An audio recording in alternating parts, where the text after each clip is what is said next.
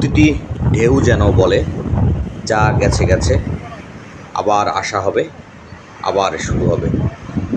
বন্ধুরা, আমি রয়েছি সমুদ্রের একদম নিকটে। আজ আপনাদেরকে সমুদ্রের গর্জন, সমুদ্রের ঢেউ দেখাবো বলে নিয়ে এসেছি। সমুদ্রের পাড়ে দাঁড়িয়ে যখন চোখ পড়ে অগণিত ঢেউ একের পর এক এগিয়ে আসছে আর ফিরে যাচ্ছে, তখন মনে হয় প্রকৃতির এক চিরন্তন সঙ্গীত বাজছে। ঢেউয়ের শব্দ হচ্ছে এক ধরনের মৃদু, একঘেয়ে, অথচ মন ছুঁয়ে যাওয়ার ছন্দে ভরা, যেন মনকে ধীরে ধীরে শীতল করে। আপনারা নিশ্চয়ই শুনতে পাচ্ছেন ঢেউয়ের গর্জন, সমুদ্রের ঢেউয়ের এই মন মাতানো খেলা।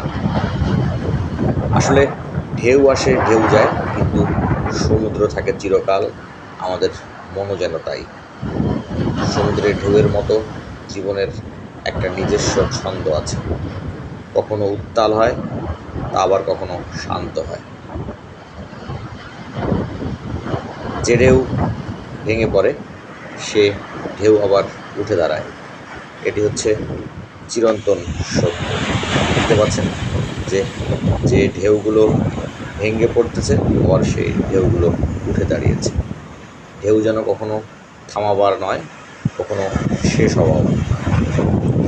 এই ঢেউ, এই সমুদ্রের গর্জন আমাদের মনকে শীতল করে, মনকে ছুঁয়ে দেয়। চোখ বন্ধ করলে ঢেউয়ের গর্জন সব কিছু ভুলিয়ে দেয়।